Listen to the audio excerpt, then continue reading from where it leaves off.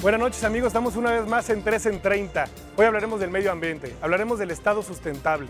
Comenzamos.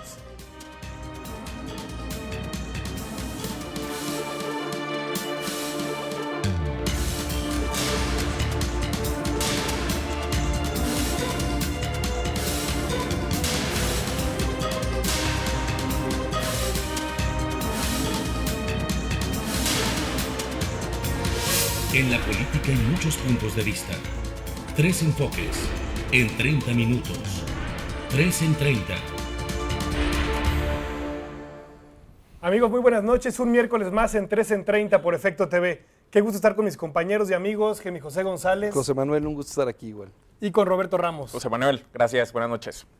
Una noche muy interesante. Tenemos un diputado local de Chiapas, Zoé Robledo. Vamos a hablar de temas de medio ambiente y la responsabilidad del Estado, un Estado sustentable. Vamos al reportaje que preparamos para ustedes.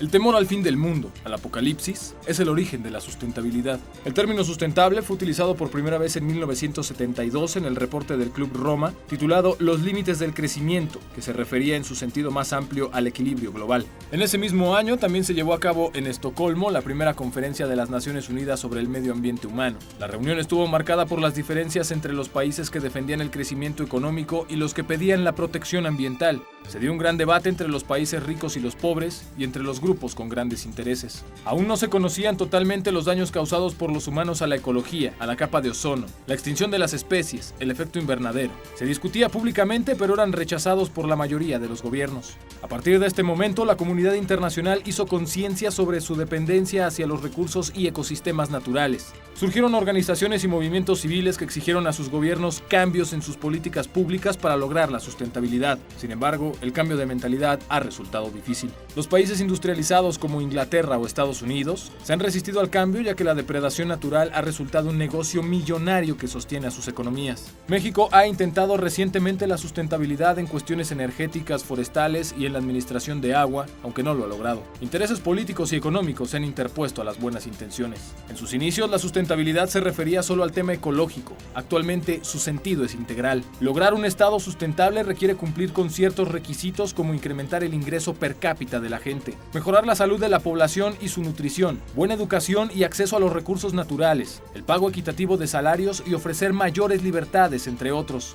La conversión hacia un estado sustentable se antoja difícil dada la existencia de tantos intereses empresariales. Muestra de ello es la recién fracasada cumbre sobre cambio climático realizada en Cancún, en la cual los países participantes no llegaron a compromisos forzosos. Tal parece que para lograrlo se requiere vivir una situación trágica, apocalíptica, como la sucedida con los tsunamis en Indonesia o en Japón, que están cambiando la mentalidad de una gran parte de la población del mundo para lograr un equilibrio con la naturaleza y en favor de la sustentabilidad.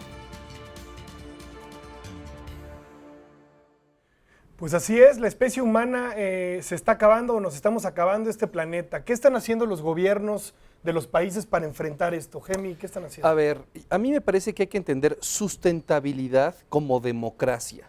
Es decir, la sustentabilidad ya no es un tema que deba de estar completamente aislado de los gobiernos democráticos. Los gobiernos democráticos se deben de preocupar por ser funcionales, por no dañar el medio ambiente, por proteger los derechos de los otros. Sustentabilidad se debe de asociar como un principio democrático tan legítimo como la democracia en la libertad de expresión, como la democracia electoral, como la democracia en muchos otros sentidos. Los estados que se precien ser democráticos deben de preocuparse por ser sustentables. Totalmente de acuerdo. Yo creo que hay un esfuerzo interesante, sobre todo en países latinoamericanos, por la protección del medio ambiente, y se está reflejando sobre todo en temas de modelos de constituciones.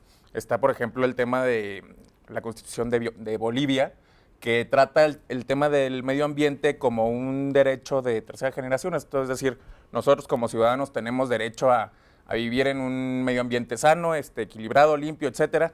Y tenemos otro tipo de ejemplos, también como la Constitución de Ecuador, que es una constitución pues muy llamativa, que sí, por supuesto, maneja el medio ambiente en temas de derechos de tercera generación, pero que además tiene la novedad de que pues, la naturaleza tiene derechos. Bueno, eso jurídicamente yo lo discutiría, pero hablando de Ecuador, hay un principio muy interesante que son precisamente los principios de Ecuador.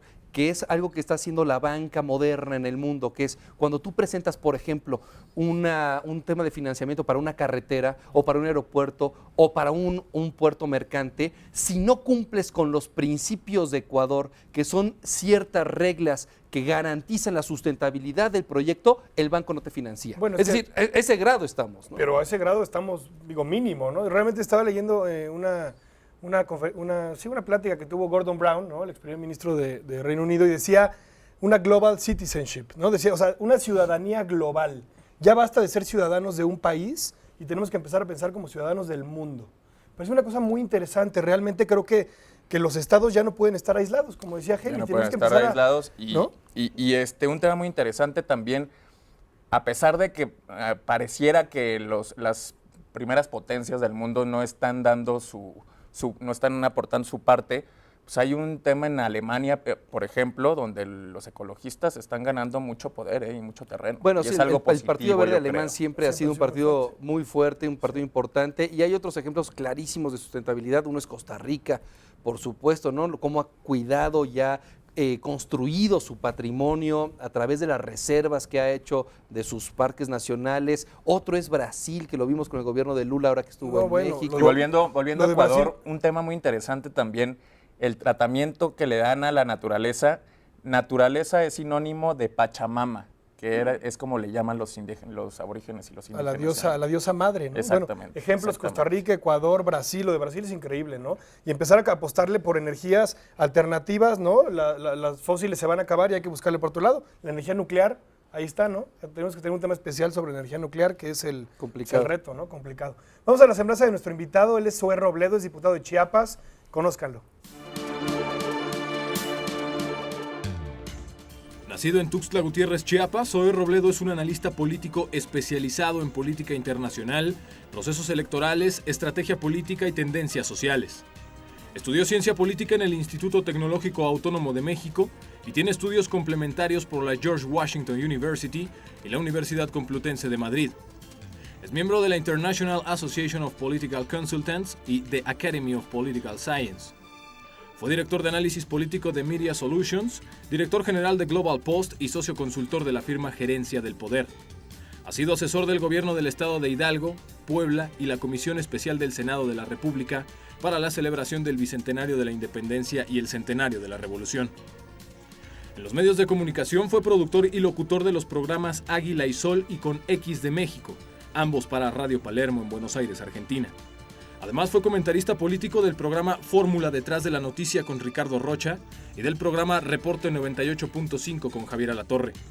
Actualmente es colaborador habitual del periódico Reforma y escribe las columnas Mirador Global del Heraldo de Chiapas y El Diario del Sur y Ventana al Mundo en la revista Voz y Voto. Fue conductor del programa televisivo Punto y Coma, un espacio ciudadano de Proyecto 40. Es titular del espacio El Mundo en Chiapas, en el noticiario nocturno del Canal 10 del Sistema Chiapaneco de Radio, Televisión y Cinematografía.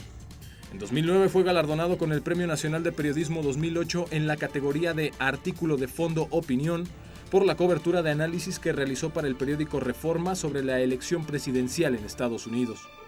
Es miembro del Consejo de Administración de la revista Este País. Es autor del ensayo Salvar la Sierra para que Chiapas viva, sobre la problemática medioambiental en la Sierra Madre de Chiapas. Ese fue el proyecto que se convirtió en su plataforma política para competir por el escaño del Distrito 17 del Congreso del Estado de Chiapas. Obtuvo 37,000 votos, por lo que hoy se desempeña como representante popular de la gente de la Sierra Madre de Chiapas.